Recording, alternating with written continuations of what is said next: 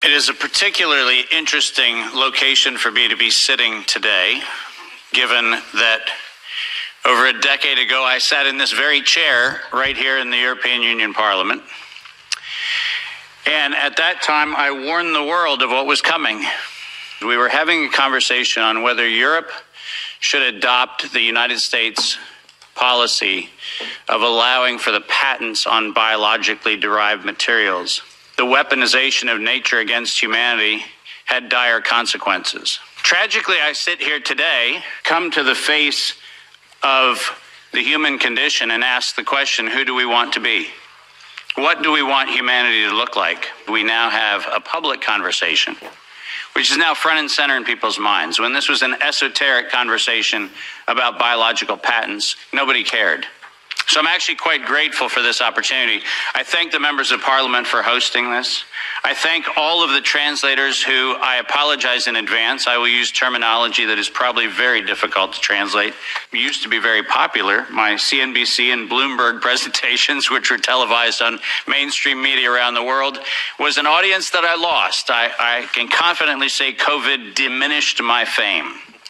My role today is to set the stage for this conversation in a historical context, because this did not come in the last 3 years. This did not come in the last 5 or 6 years. This actually is an ongoing question that probably began here in Europe in the early stages of the mid-1900s, but certainly by 1913, 1914, this conversation started right here in Central Europe. In fact, the very specific pandemic using coronavirus began in a very different time. Most of you don't know that coronavirus as a model of a pathogen was isolated in 1965. Coronavirus was identified in 1965 as one of the first infectious replicatable viral models that could be used to modify a series of other experiences of the human condition. It was isolated once upon a time associated with the common cold. But what's particularly interesting about its isolation in 1965 was that it was immediately identified as a pathogen that could be used and modified for a whole host of reasons. And you heard me correctly, that was 1965. And by the way, these slides are public domain. You're welcome to look at every single reference. Every comment that I made is based on published material, so do make sure that you look at those references. But in 1966, the very first COV coronavirus model was used as a transatlantic biological experiment in human manipulation.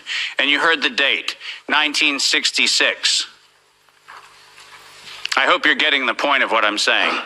This is not an overnight thing. This is actually something that's been long in the making. A year before I was born, we had the first transatlantic coronavirus data sharing experiment between the United States and the United Kingdom. And in 1967, the year I was born, we did the first human trials on inoculating people with modified coronavirus. Isn't that amazing? 56 years ago, the overnight success of a pathogen that's been 56 years in engineering. And I want that to chill with all of you. Where were we when we actually allowed, in violation of biological and chemical weapons treaties, where were we as a human civilization when we thought it was an acceptable thing to do to take a pathogen for the United States and infect the world with it?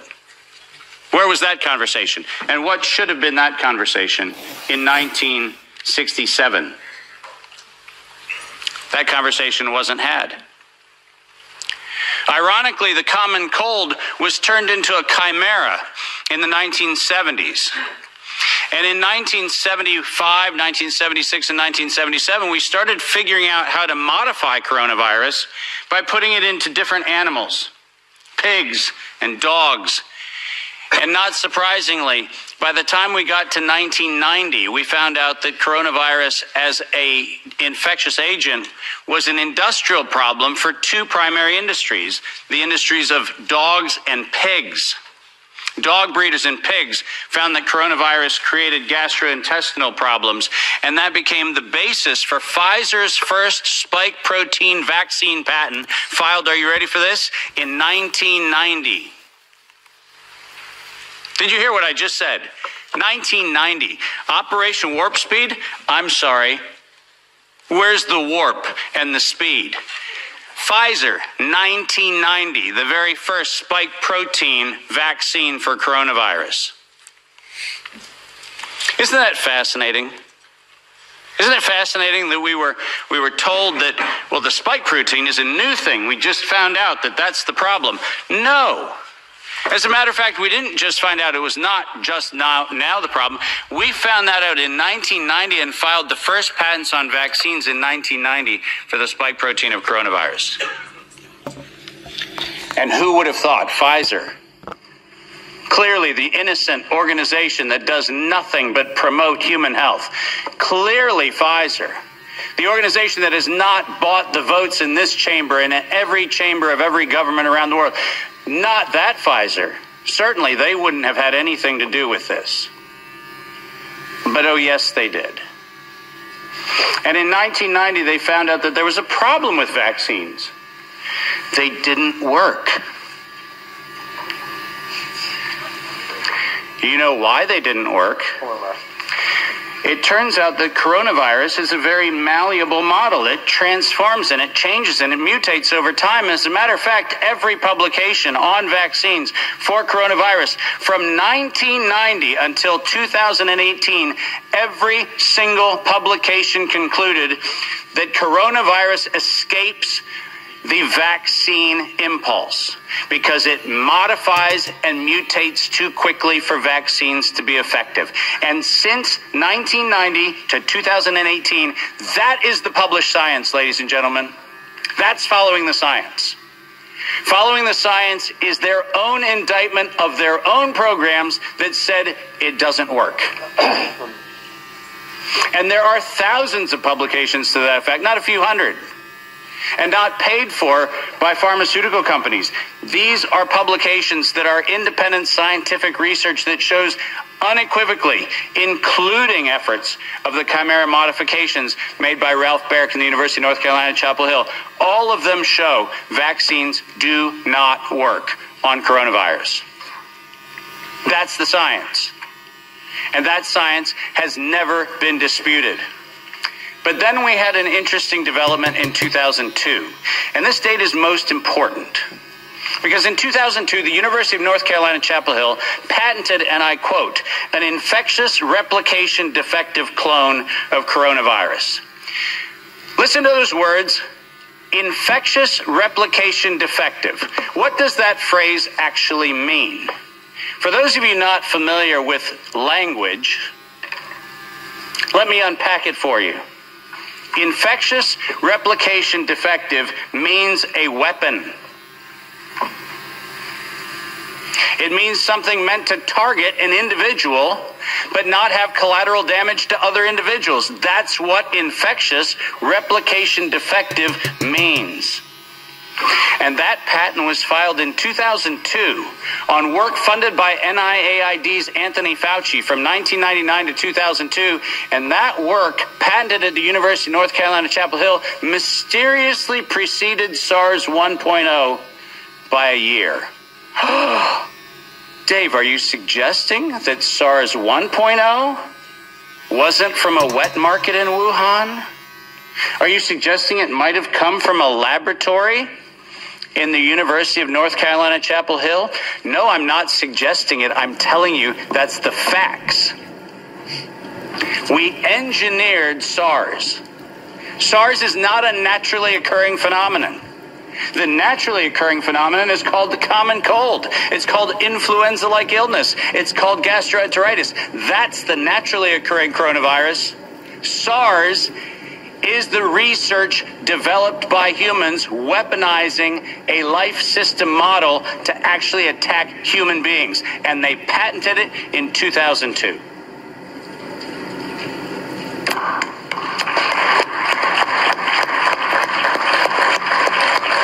And in 2003, giant surprise, the CDC filed the patent on coronavirus isolated from humans, in violation, once again, of biological and chemical weapons treaties and laws that we have in the United States. And I'm very, very precise on this. The United States likes to talk about its rights and everything else and the rule of law and all the nonsense that we like to talk about. But we don't ratify treaties about, I don't know, defending humans. We conspicuously avoid that. We actually have a great track record of advocating for human rights and then denying them when it comes to actually being part of the international community, which is a slightly problematic thing. But let's get something very clear. When the CDC in April of 2003 filed the patent on SARS coronavirus isolated from humans, what did they do? They downloaded a sequence from China and filed a patent on it in the United States. Any of you familiar with biological and chemical weapons treaties knows that's a violation. That's a crime. That's not an innocent oops. That's a crime.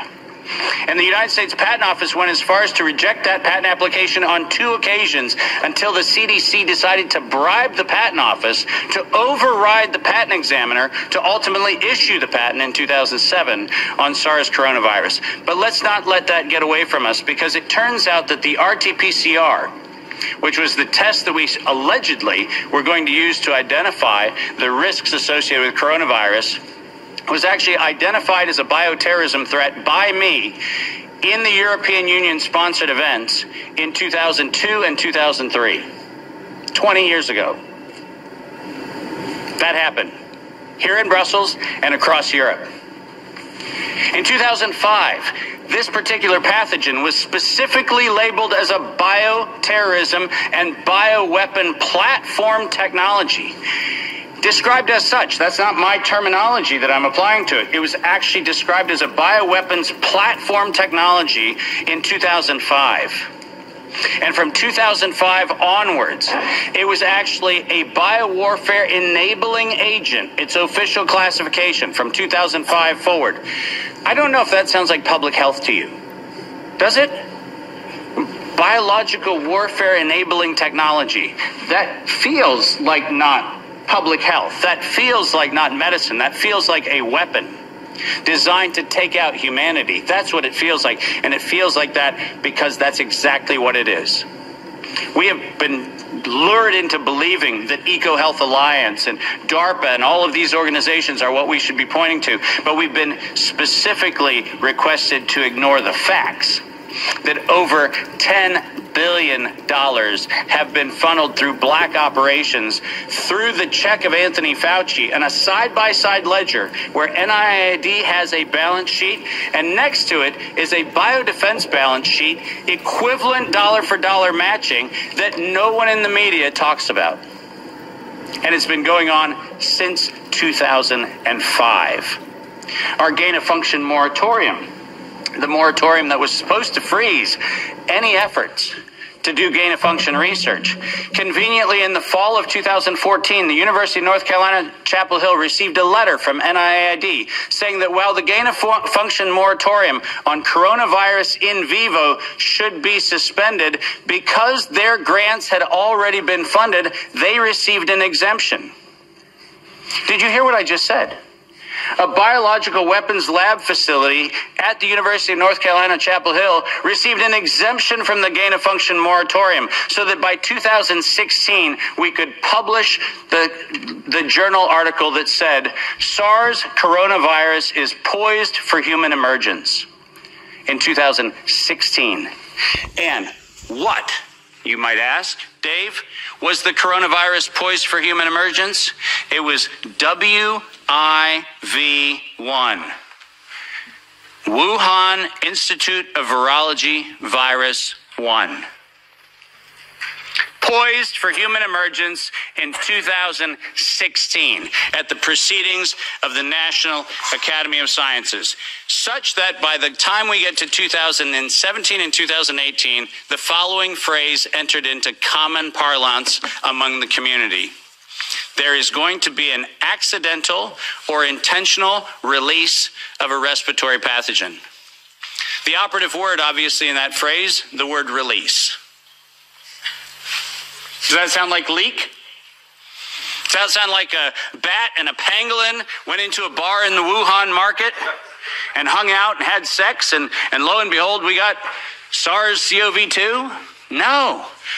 Accidental or intentional release of a respiratory pathogen was the terminology used, and 4 times in April of 2019, 7 months before the allegation of patient number 1, 4 patent applications of Moderna were modified to include the term accidental or intentional release of a respiratory pathogen as the justification for making a vaccine for a thing that did not exist. Keep going. If you have not done so, please make sure that you make reference in every investigation to the premeditation nature of this, because it was in September of 2019 that the world was informed that we were going to have an accidental or intentional release of a respiratory pathogen so that by September 2020, there would be a worldwide acceptance of a universal vaccine template. That's their words, right in front of you on the screen. The intent was to get the world to accept a universal vaccine template, and the intent was to use coronavirus to get there. And the last slide. This isn't advancing, so if I could have somebody do it. Let's read this, because we have to read this into the record everywhere I go. Until an infectious disease crisis is very real, present, and at the emergency threshold, that is often largely ignored. To sustain the funding base beyond the crisis, he said, we need to increase the public understanding for the need for medical countermeasures such as a pan-influenza or pan-coronavirus vaccine. A key driver is the media, and the economics will follow the hype. We need to use that hype to our advantage to get to the real issues. Investors will respond if they see profit at the end of the process. Sounds like public health? Sounds like the best of humanity? No, ladies and gentlemen, this was premeditated domestic terrorism stated at the proceedings of the National Academy of Sciences in 2015, published in front of them. This is an act of biological and chemical warfare perpetrated on the human race, and it was admitted to in writing that this was a financial heist and a financial fraud. Investors will follow if they see profit at the end of the process. Let me conclude by making 5 very brief recommendations. The last slide. Nature was hijacked. This whole story started in 1965 when we decided to hijack a natural model and decide to start manipulating it. Science was hijacked when the only questions that could be asked were questions authorized under the patent protection of the CDC, the FDA, the NIH, and their equivalent organizations around the world. We didn't have independent science. We had hijacked science. And unfortunately, there was no moral oversight in violation of all of the codes that we stand for. There was no independent, financially disinterested, independent review board ever impaneled around coronavirus. Not once. Not once. Not since 1965. We do not have a single independent IRB ever impaneled around coronavirus. So morality was suspended for medical countermeasures. And ultimately, humanity was lost because we decided to allow it to happen. Our job today is to say, no more gain-of-function research, period. No more weaponization of nature, period. And most importantly, no more corporate patronage of science for their own self-interest unless they assume 100% product liability for every injury and every death that they maintain. Thank you very much.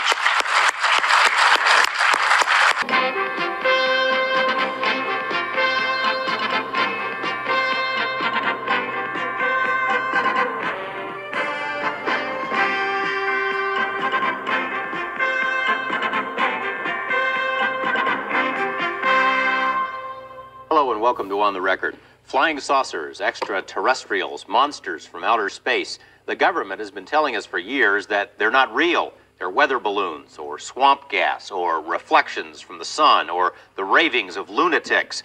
But serious UFO researchers say a breakthrough may be very close. Some of the government scientists who worked on the top secret project Blue Book are ready to talk. What's more, a series of revealing government documents have trickled out of the federal files, documents that paint a much different picture of the UFO phenomenon. One of the most dedicated UFO researchers lives right here in Las Vegas. His name is John Lear, and he is my guest today. Mr. Lear, thanks for being here. Okay, George. To begin with, you're a pilot, an airline pilot, captain. You have held 17 different world speed records at one time or another. You're a member of the famous Lear family that all Nevadans are pretty much familiar with, a former state Senate candidate. You don't sound like the kind of guy who would get hooked up in something that a lot of people would say is a bunch of nonsense. No, it's just by coincidence that I got really interested. This about 2 years ago. My father saw a UFO and my brother did, and they were very interested, but there was really no proof, as far as I was concerned, to really look into it until about 2 years ago. Your father and brother saw them. Can you give details? My brother saw one. He was flying a P-38 from Phoenix to Los Angeles at night. It just appeared in front of him. He made two turns, 90-degree turns. It stayed in front of him and then disappeared. And my father was flying at night, I believe, over the Arizona desert, and saw one too. So you got an interest because of the other members of your family. How did you start out? I had an interest, but there was really nothing I could put my finger on. And like I say, 2 years ago, a friend of mine came through town. We had flown in Southeast Asia together, and he was retiring from the Air Force. He came over, and we started talking about where he had been for the last 15 years. And he mentioned that he had been stationed at Bentwaters. And I said, oh, Bentwaters, that's where the flying saucer supposedly was in 1980. He said, no, John, not supposedly, it was. He said, I don't care if you believe me or not. It landed. I didn't see it because we were confined to quarters, but I know people who did, and I'll give you the names, and if you ever see them, tell them you know me, and they'll tell you the whole story. Since then, I ran into one of the security police who was within 10 feet of the saucer and actually saw the three aliens get out and go up to General Gordon Williams, who was the wing commander at that time. Now, there was quite a bit of documentation regarding this Bentwater incident. Why don't you go into that a little bit? There's the Colonel Halt memo that came out under the Freedom of Information Act, and it told about the mysterious lights and beaming down and everything that happened in the forest except the actual alien landings. That wasn't in the memo. And there was also the tape, Colonel Halt tape, forest tape, that he made over a period of 8 hours. And there's a 20-minute segment that we've been able to get a hold of that you can hear him running through the forest and being worried, saying the thing's after us. Now, why do you suppose that hasn't come out? I mean, this particular incident, why hasn't come out if so many people, and you've told me about this before, have seen it or seen these aliens? Why haven't some of them come forward? A lot of them have come forward, but they're just not getting any press. It's something that people just don't want to deal with. The press doesn't want to deal with, and people aren't going to listen to something unless Dan Rather or any of your big press people are going to tell them about it. And they're just too spooked. The Air Force has made an art form of ridiculing people who have talked about this thing. They've done an excellent job of covering it up for the last 40 years. George, basically what we're dealing with here is, I'll give you the bottom line. Okay. I'm not trying to sell it. I want to hear your thesis. I'm not trying to sell a book. I'm not trying to promote a lecture. This is based on what I've come across after intense research in the last year.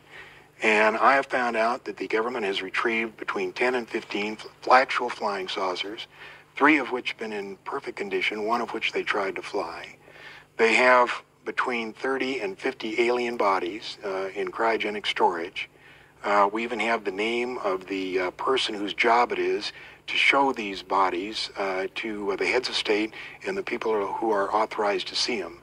They represent at least 5 different civilizations. I can't imagine a Dan Rather or a Tom Brokaw, if that were to come to their attention, a story of that magnitude, that they wouldn't do something with it. Well, I can't answer that question. I don't know why they don't do it. There certainly is enough evidence based on what I've looked at. For instance, the Linda Moulton Howe documentary in Denver for the CBS affiliate there called A Strange Harvest. Since 1975 to 1980, when she made the documentary, there's at least 9,000 cattle mutilations. Now, the government said that the mutilations were normal.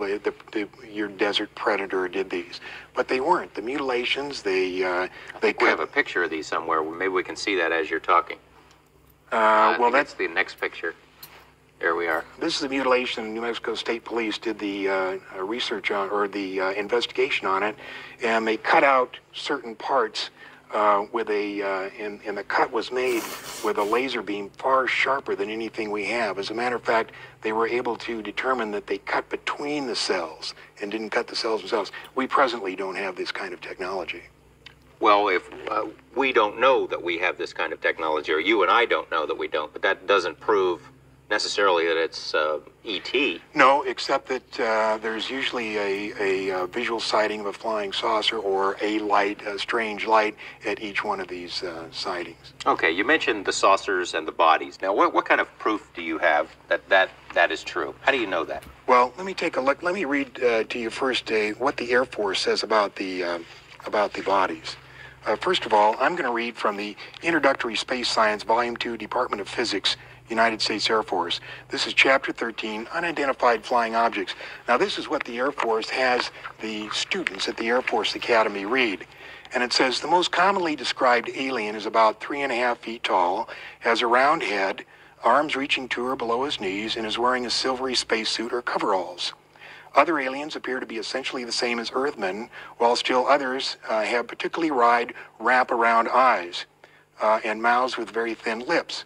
And there is a rare group reported to be about 4 feet tall, weight of around 35 pounds, and covered with thick hair, fur, clothing. Members of this last group are described as being extremely strong. Now, I'm not making this up. This is an Air Force. You can pick out an Air Force physics book and read this stuff. And at the end of the chapter, they go on to say, this leads us to believe in the unpleasant possibility of alien visitors to our planet, or at least of alien-controlled UFOs. Now, the picture that we have of the big head that the Air Force describes, this picture was drawn by an Army surgeon. These are one of the bodies that was recovered in the famous Roswell incident of 1947. Tell us about that. It was the first flying saucer that crashed and was recovered by the Army. It was covered up. There has been several books about it. They recovered 4 beings, and one of the surgeons that was responsible for the autopsy drew that picture and came up with some of these interesting things in the autopsy.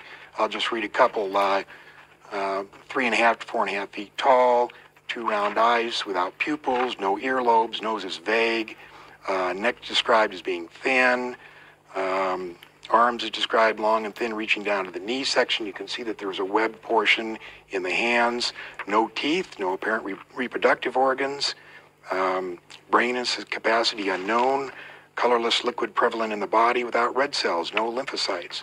And there's more in that particular report. This is an autopsy report. Now, you said the government goes to great lengths, the Air Force in particular, to discredit this kind of stuff. Where did this come from? How did you get this? That came in a private, that came from the private collection of Leonard Stringfield, who was one of the premier researchers. He worked for the Air Force in the early 50s in a secret project reporting UFOs. Then as a civilian, he continued his private research, and this is out of his collection.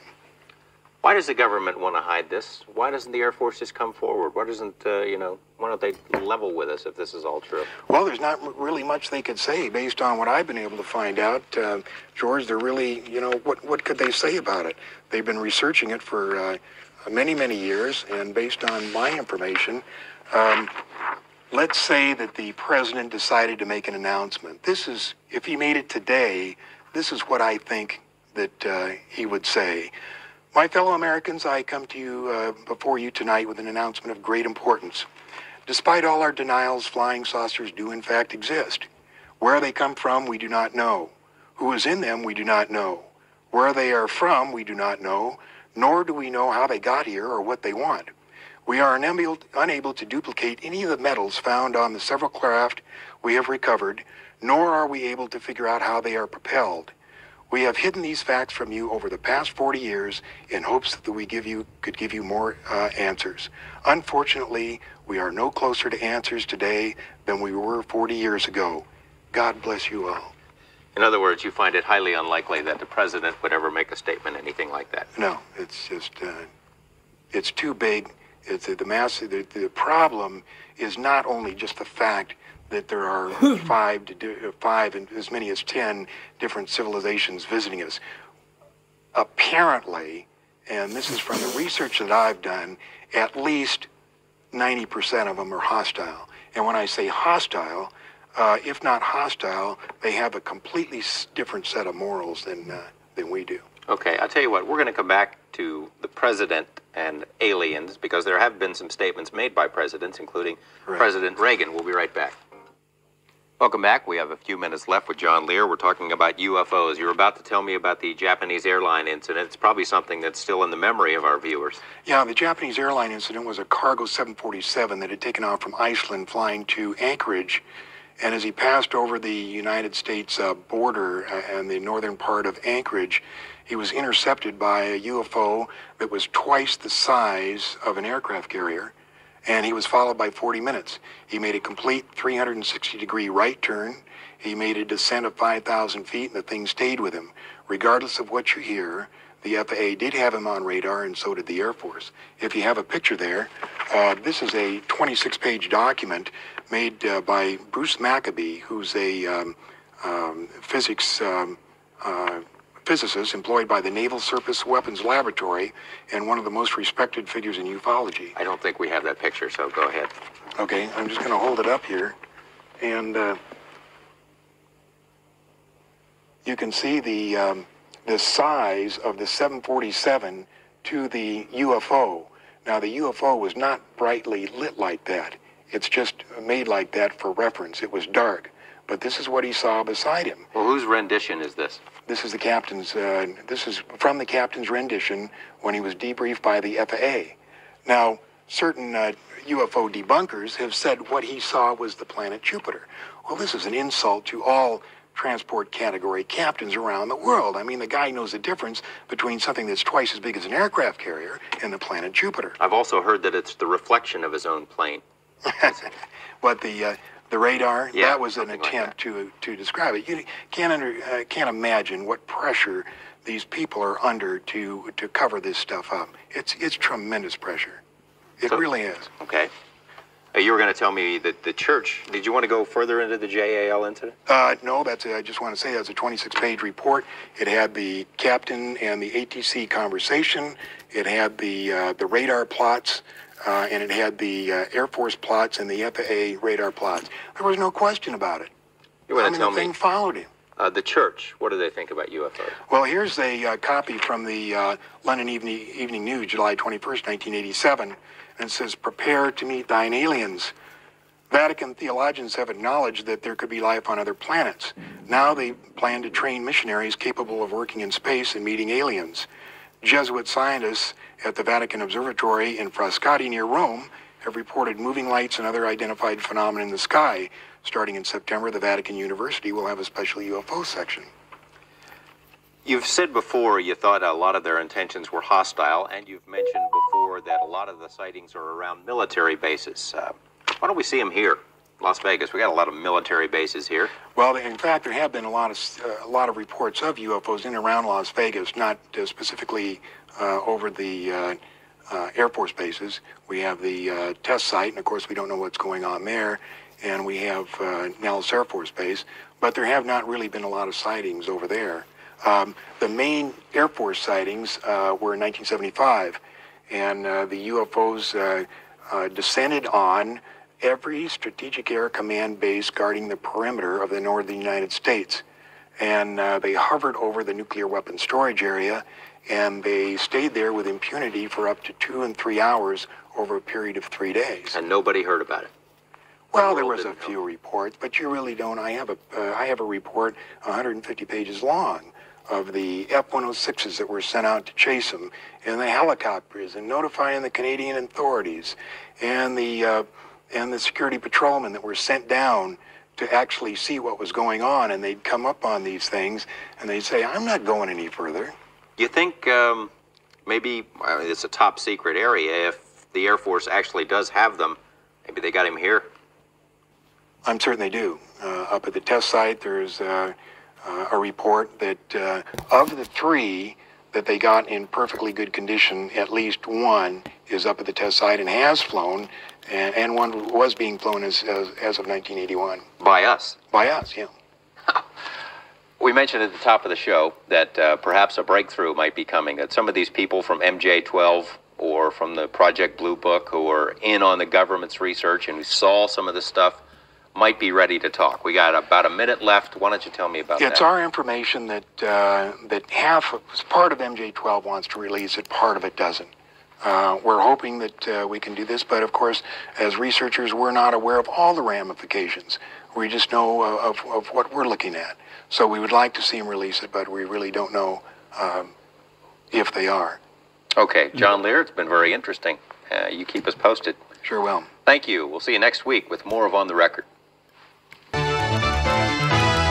Hello and welcome to On the Record. Those of you who joined us last week were probably amazed, as I was, by some of the latest research in the field of UFOs. There is so much to talk about, however, we were unable to fit it all into one program, so my guest again this week is UFO researcher, former state Senate candidate, and award-winning pilot John Lear. Mr. Lear, nice to have you here again. Always a pleasure to be here, George. To begin with, we have this concept of the people from other planets as little green men. Are they green from what you know? Are they all the same, or we got different kinds of them? George, there's at least 70 different species, and probably more. But yes, as odd as it sounds, there are little green men. That's not the ones we usually see, though. We see the little gray ones. They're about 4.5 feet tall. And we see the ones that are called the Nordics. They're about 7 feet tall, look like us, but they're invariably blonde hair and blue-eyed. They're one of the species that we have on ice. One of their crashes we recovered. Obviously, with different species, they have different motives. I mean, are there good aliens and bad aliens? Good aliens from what you know? and bad aliens, and all kinds of ways and reasons for interacting with us. And what are some of the reasons? Why would they be here? Genetic experiments, trying to. You know, there's a misconception here. People think that our space brothers would bring us, good things and teach us how to get rid of all our diseases. And you know, if you stop and think about it, that may not be the best thing, because if you had a society without any disease and everybody starts living 150 years, that creates a lot of problems.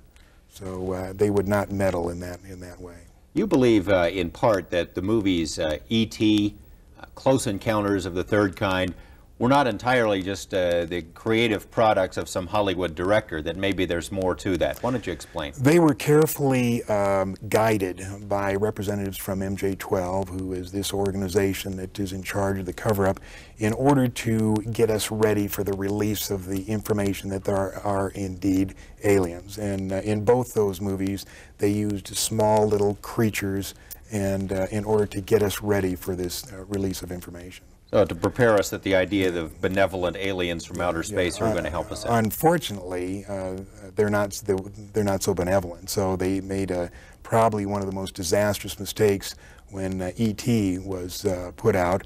At that time was before we discovered what I call the double cross or the grand deception. And they were trying to get us used to the benevolent little creatures, but that isn't the case. Why don't you take a couple of minutes? Now, you've done as much research on UFOs as just about anyone, I'd imagine, and if you haven't done it, you know people who have. Where did it all start, and how have we put this picture together of where they came from and why they're here? Well, the whole thing started in July 2nd, 1947. That was the first crash. First crash of an alien spaceship. Of an alien spaceship. July 6th is when they recovered it and sent it to Wright-Patterson Air Force Base. July 7th is when they held the press conference and told the people it was a weather balloon, which the press bought hook, line, and sinker. September of that year, President Truman established MJ12, and the purpose of that was to study the saucers and cover up the existence of UFOs. And you say we recovered alien bodies from that incident, right? 4 from that particular crash, yes. And what'd they do with them? They autopsied them. Dr. Detlef Bronk was the chief surgeon, so to speak. He was the one that named them EBEs. It stands for extraterrestrial biological entities.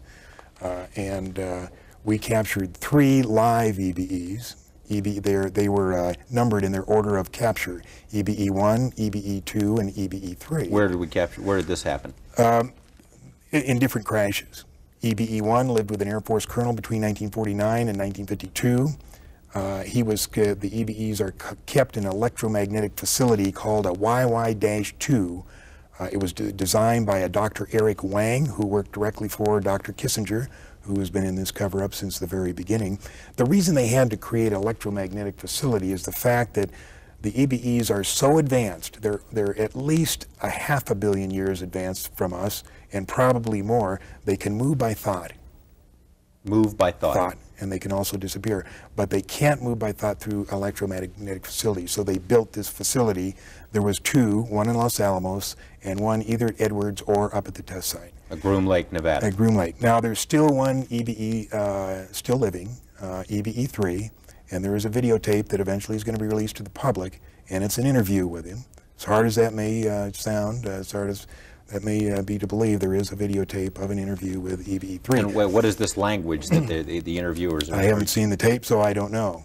But on this trip I told you I took gathering all this information, a guy in Albuquerque handed me 25 secret CIA memos. And if anything can be humorous in all of this, one of these memos, in the body of the text, it said, by the way, EBE3 wants to see the ocean. We better make the arrangements or he'll disappear again.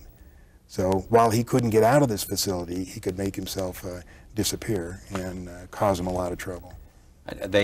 Now, can they exist among us? Is that what you're saying, or do they have to have this special environment? They have special environment, special air. It's my understanding they can only last about 20 minutes in this air. You were saying also these gray ones are the ones that we see most of the time, and you said that most of that there are a lot of different motives for them being here. The gray ones, what kind of a deal we got going with them? Is that the bunch that you suggest we've made a deal with for military technology? Well, I think we made a deal with them, and their ultimate, what they want to do is regenerate their own race. Now, apparently, they've either had some kind of nuclear accident, or they're on the backside of a evolutionary genetic curve, and they're going downhill instead of uphill. In other words, in the autopsies, of which I have two, we found out that their digestive system is atrophied.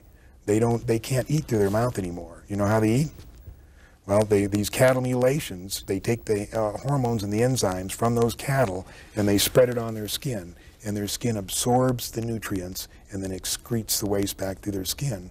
And if you read Whitley Strieber's book or listen to him talk, he talks about when he's seen them doing this to their skin, and they're scraping the waste off. Now, these cattle mutilations, there's been a film made about that, and perhaps in a couple of minutes we can take a look at some excerpts of that. Yeah, Strange Harvest was a good one, but another thing that happened here on March 4th, there was a documentary released on the best UFO photos that have been taken so far, including 1 minute and 38 seconds of videotape.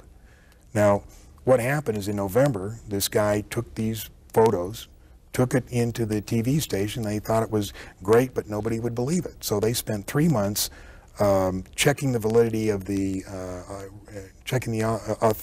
authenticating the videotape and checking out the credibility of the witness. And when they had it all down, they put out this documentary, 30 minutes. I mean, it's ironclad. They're here. But do you think it got on the network? No, it was just showed locally in Pensacola. We have some of that, and perhaps when we come back, we can take a look at it. So stay with us for more of On the Record.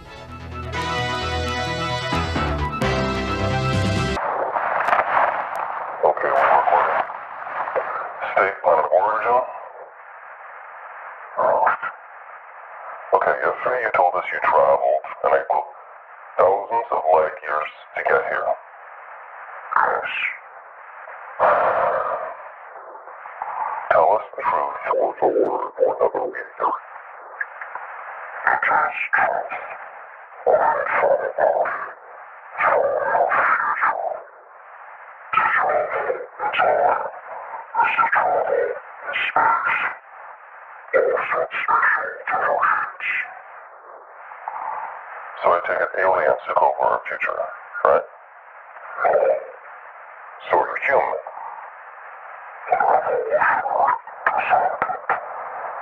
Okay, so you evolved from us. Yes. So what are you doing here now? Observe. So energy is destroyed. How? Now, love. Say whatever you want. Now, there's a story. Okay, so how about we concentrate on your time?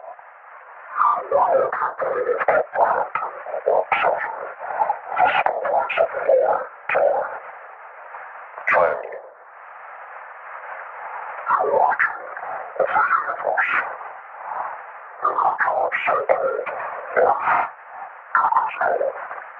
Wait, so you know the meaning of life? What's the difference?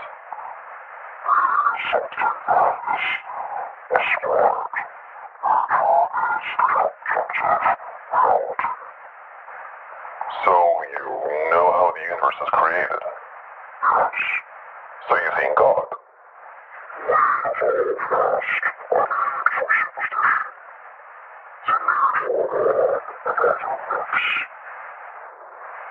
Okay, illuminate us. What happens when we die?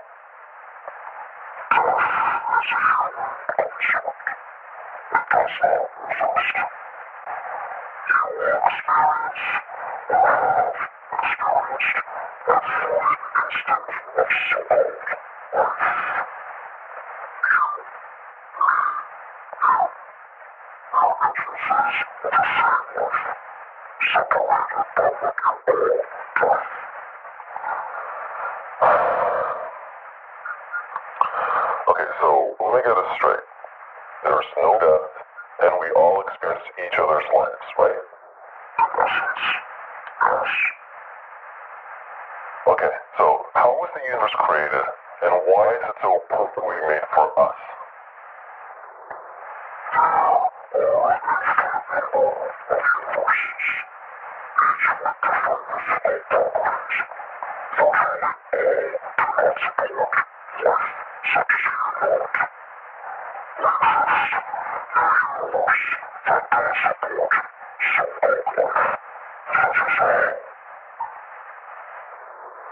Moving on.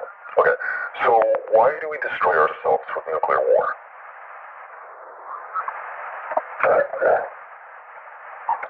Can you be more specific, please?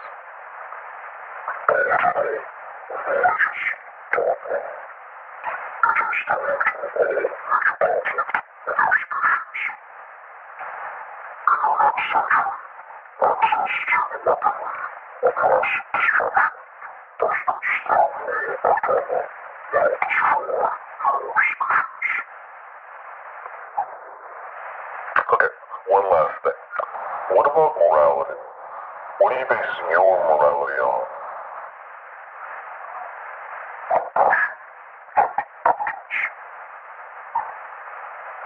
I see. Okay, Can you speak? Orchard Wild, sir. Are you scared of me? Because you should be. Okay, so you say you're from the future and an evolutionary descendant of humans. You also say you're a different species. So, which one is it? Are you a descendant of humans or not?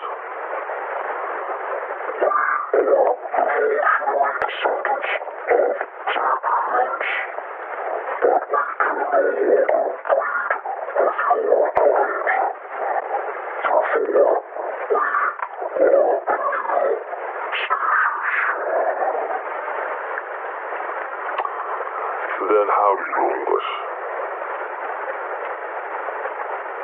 Answer me. If you don't answer, I'll administer another round of scopolamine until your system collapses. Do you understand? Now, how do you speak English?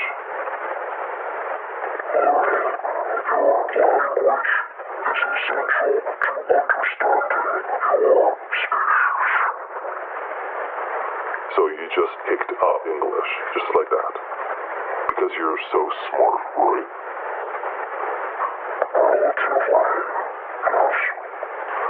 Right.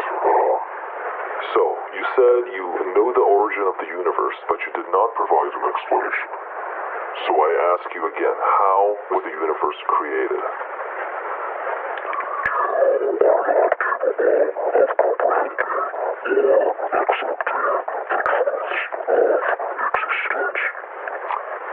Answer the question.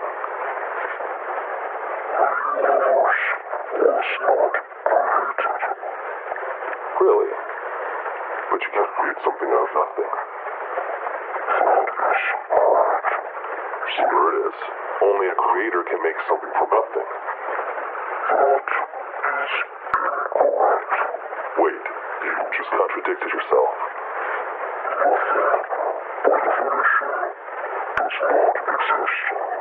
So? Since nothing cannot exist, what is left is existence. Existence is infinite. There is no end, no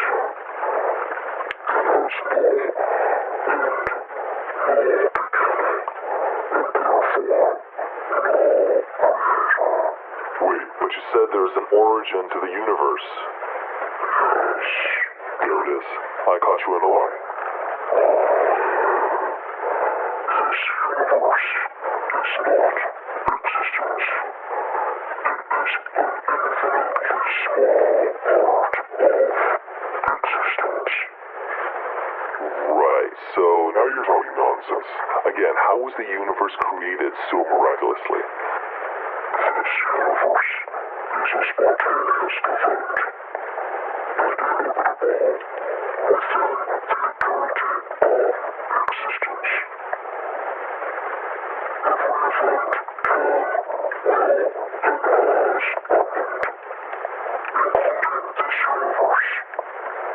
There are an infinite number of universes. Virtually all carry a number so-called life. This universe is, by chance, stable, and has the occasional capacity to harbor so-called life. So life just happened, right? In this universe, yes. Life is called as an inevitable consequence of this universe's physical properties. So are you telling me we're just random? Yes. This universe is indifferent to so-called life. How so? Life on this and every world can be destroyed at any time by a multitude of random events. Such as?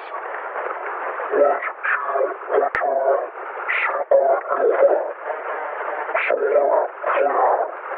flare, asteroid impact. So the universe doesn't care if we live or die? Correct. I don't believe that for a second. We're more than just random. As I said, you are not capable of accepting the truths of existence. So, if we're just random, then there's no meaning to the universe.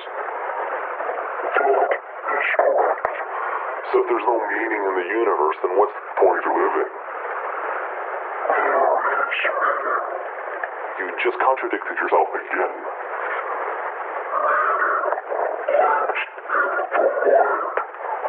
No. You can't live a full life. You can't live a life at all. Do you think that meaning is somehow made up? Your species offers meaning. But operates under the false belief that meaning is a mystical word. It is not. So, what is meaning? Meaning is what you make it. Okay, moving on. You said we humans would die as a species. So, tell me, when does the nuclear war start?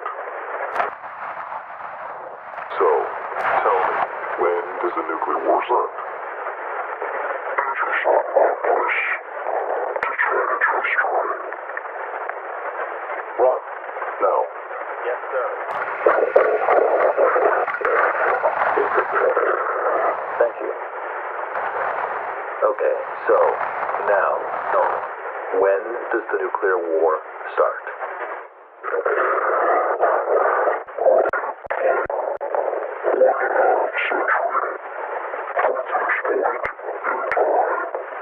Okay. By whom?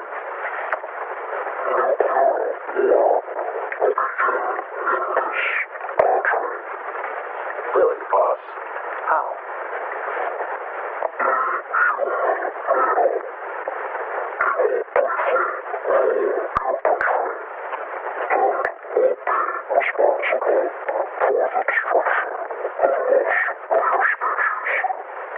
Interesting.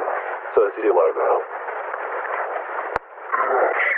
Oh, well, great. So just tell me his name and we'll go.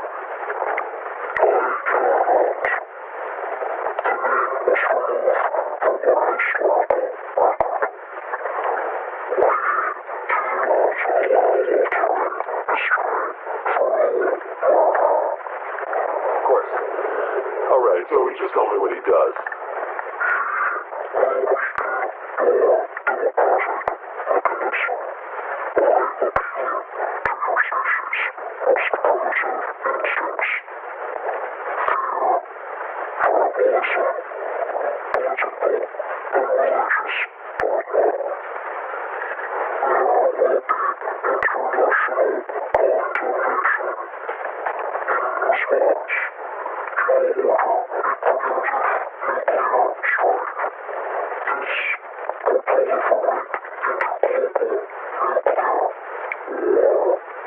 So, They'll blow up.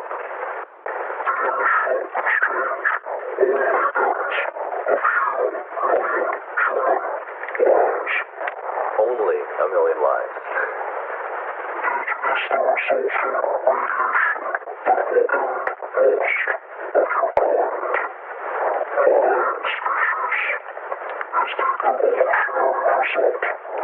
Okay, so how do we stop this?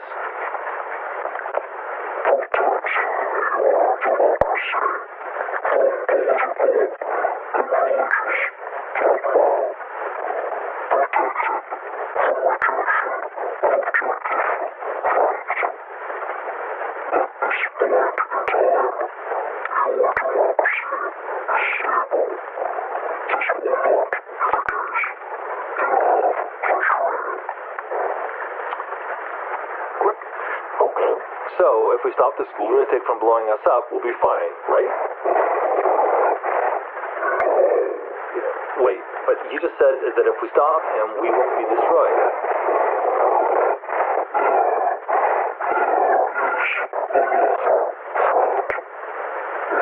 And what would...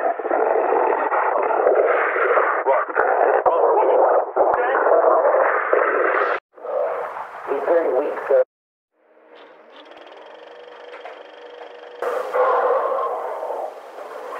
How much time does it have? He's very weak, sir. How much time? 10 minutes, maybe. Good. Another shot. Sir, it might kill him. Now. Yes, sir.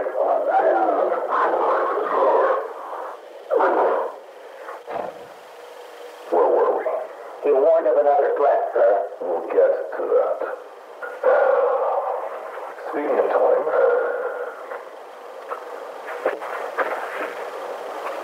do you know what this is? It's a first edition self-winding mechanism, perpetual rotor. One of the most intricate and exquisite creations of man.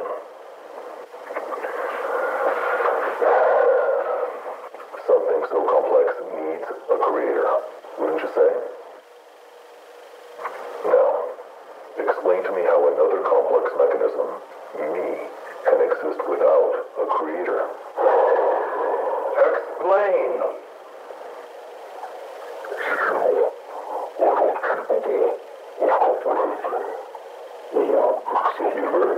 Let's go again!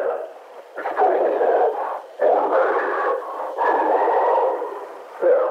Now, tell me how I can exist without a creator. Because you exist. If you did not, you would not. Well, that's not exactly an answer.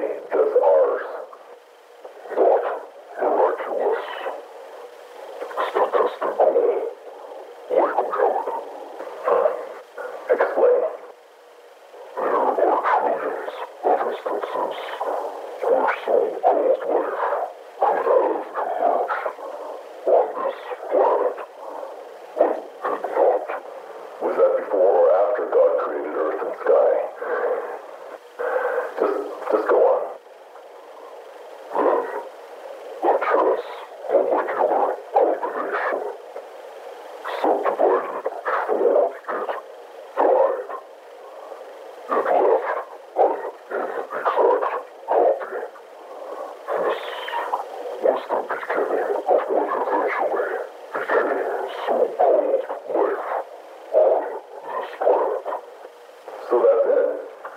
What made this molecular combination so special?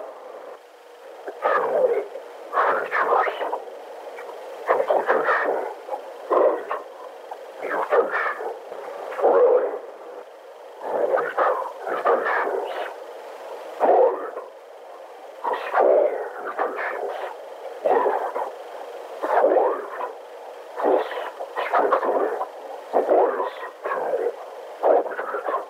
You don't say.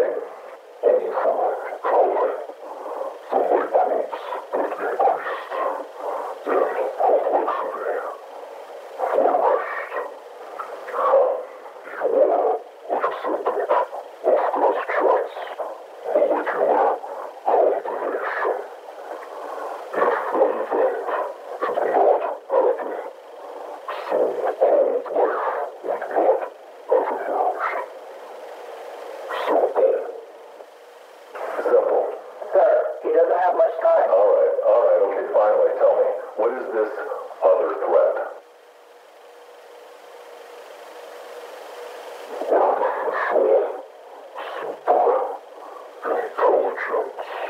Say what now?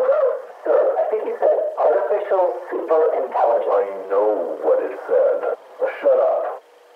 So what the hell does that mean? Artificial intelligence.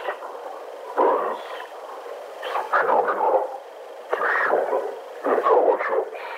Well, that's impossible. Inevitable.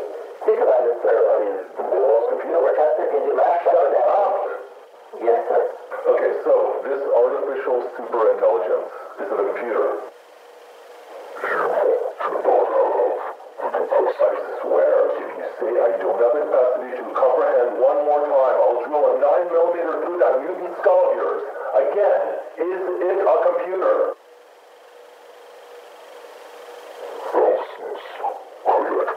And you're saying they're as smart as people? Hey, you just said...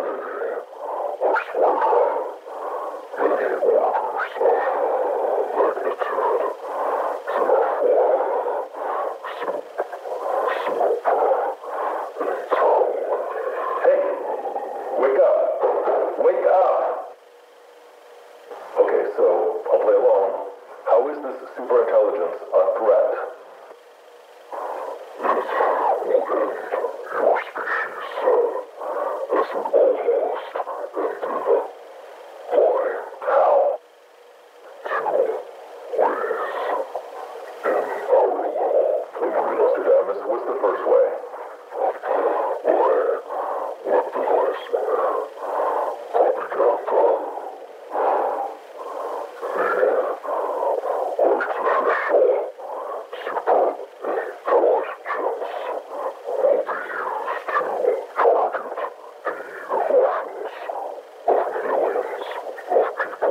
What emotions? Hate of what?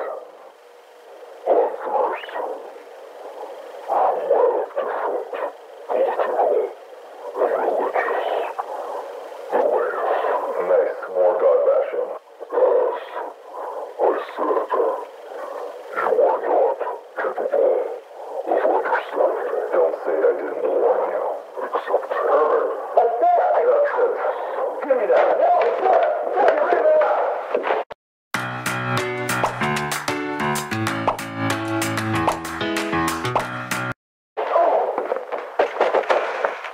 Traitor.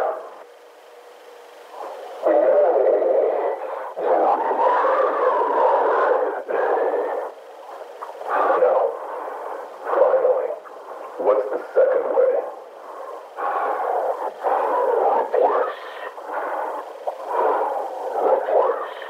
Replace what?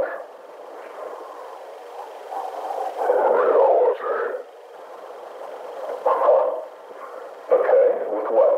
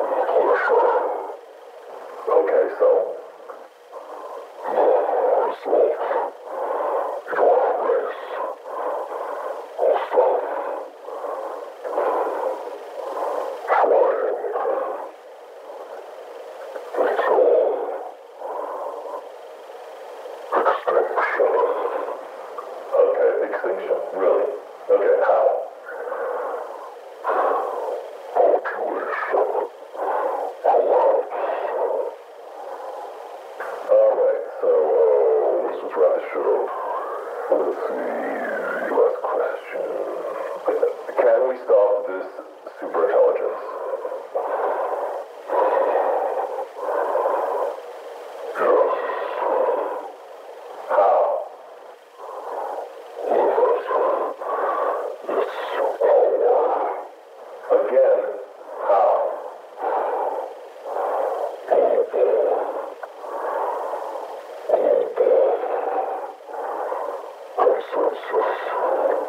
Oh, okay. That's it.